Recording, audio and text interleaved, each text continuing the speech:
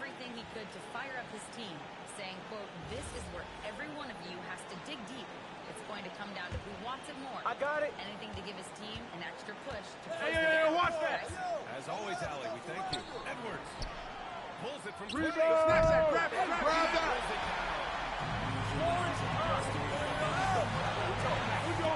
Good luck, Aldo. Good luck. Making it the layup. Great to see guys who don't back down under pressure. Watch outside. Outside Hands range. up.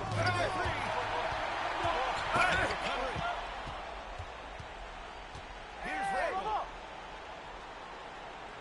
Shot clock at 6. Watch the roll. Can't get it to go. And they commit an intentional foul. We'll see another Time out. of those Time to out. get into the penalty. Yeah, just a must-foul situation to stop the clock. And Jordi Fernandez calls timeout. And a great call on his part. This is the time you want to be in sync right here.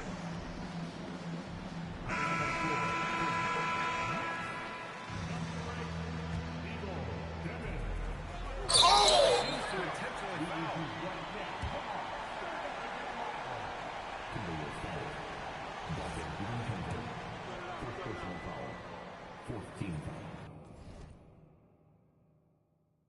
Gets the first, and that gets him a 4-point cushion. So he gets them both, and it's a 5-point game. Timeout. Timeout. Start it.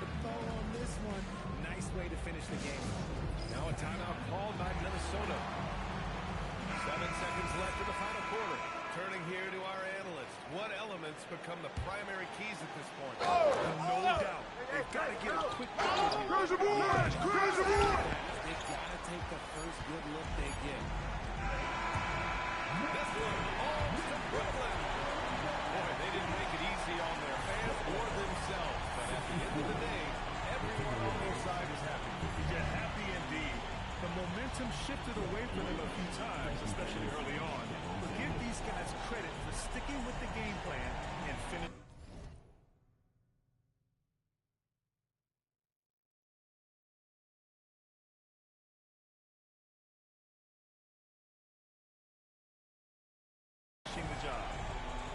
and send it over to the sidelines to Jennifer Quintana.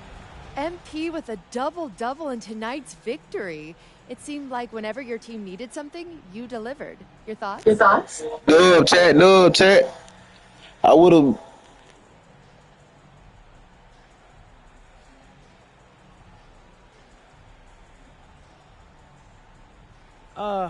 We trust in one another, you know? And we know who we are and what we're after. When you're on the same page, it's easier to see what your team needs and what needs to be provided. Tonight, I played provider. Tomorrow, it could be someone else. That's great, MP. Thank you so much. So, sure. Brian, over to you. All right, Jennifer, thanks. Good.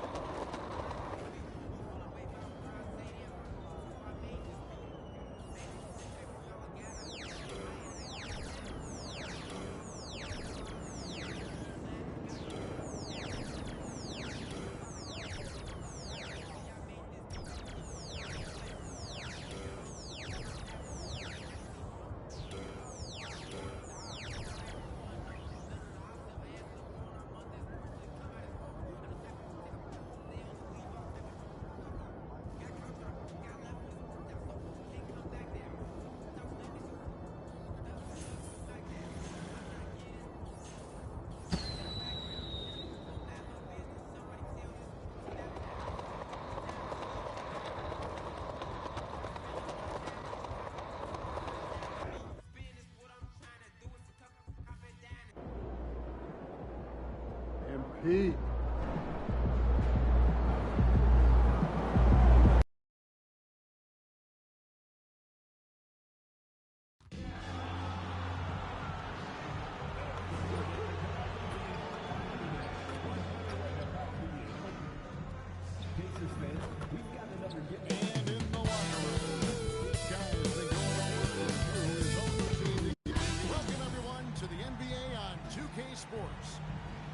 Tonight, we got the Indiana Pacers playing against the Brooklyn Nets. Alongside Clark Kellogg and Greg Anthony, I'm Kevin Harlan. And we'll be checking in with Elliot DeForest from the sideline moments from now. So the Nets starting five. Devin's out there with Troy. Then it's Michael Porter. Then there's Nicholas Claxton. Here we go, attack. Here we go. Good luck, good luck. You know, these two teams racked up the assist. Come on, hit that, man.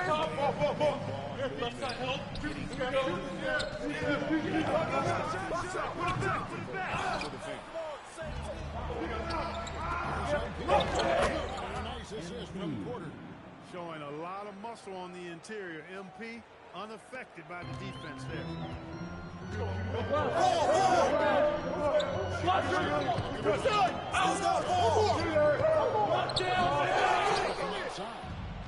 And here are the Nets.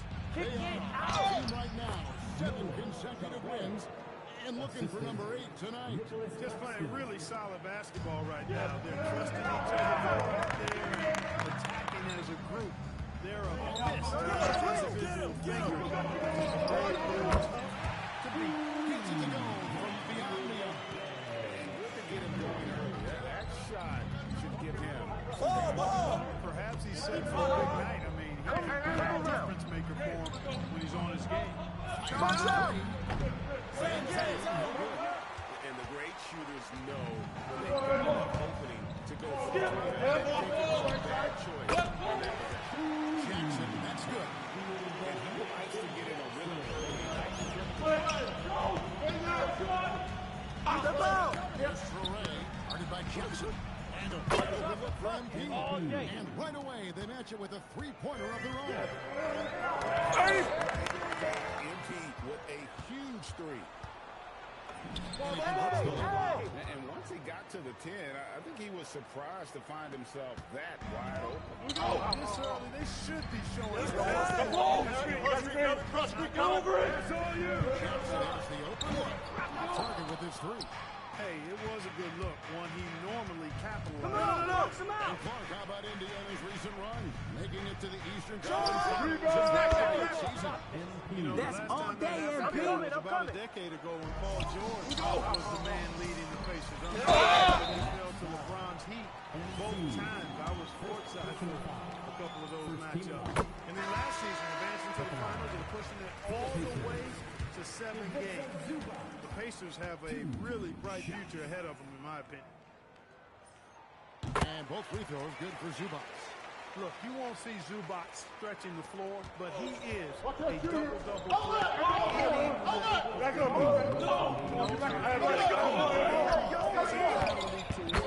Especially on the boards. The ball movement on this run has been fantastic and is a big part of why they've been able to get these good runs. Well, he is a legit 7 feet tall, so how hard can it be for Zubac to play? He's already up there. Huge demand. Use that. Porter finds it. Pacers trail by 3. Outside Jackson. Zubac. That's good. The assist this time from Jackson. Zubac has got 8 points. Really hard to slow the roll of Zubac close to the bucket. Speed and he's strong. Stolen by Jackson. Get outside.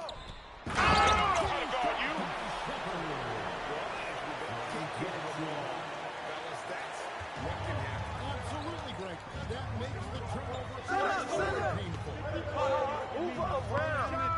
Get it. I'll tell you what, fellas, I mean, the highlight shows are going to pain them even more. To the paint. Brings it up off the glass. He's got 10. Powering through the defense and finishing. Zubac, he's a man with great strength. And they get it. Excellent defense there from Zubac. Things really clicking for him at the offensive end. They're making good decisions, not wasting these opportunities. Indiana moving it around. Pass to Jackson. Shot clock at 6. Zubac being very aggressive and taking what he wants. He is Back up. They get the rebound. MP, no good. What a performance for Ivica Zubac.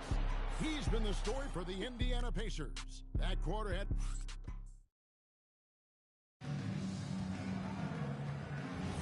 And...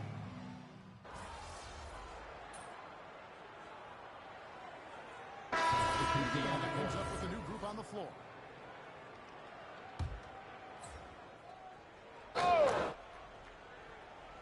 Here's Zubac.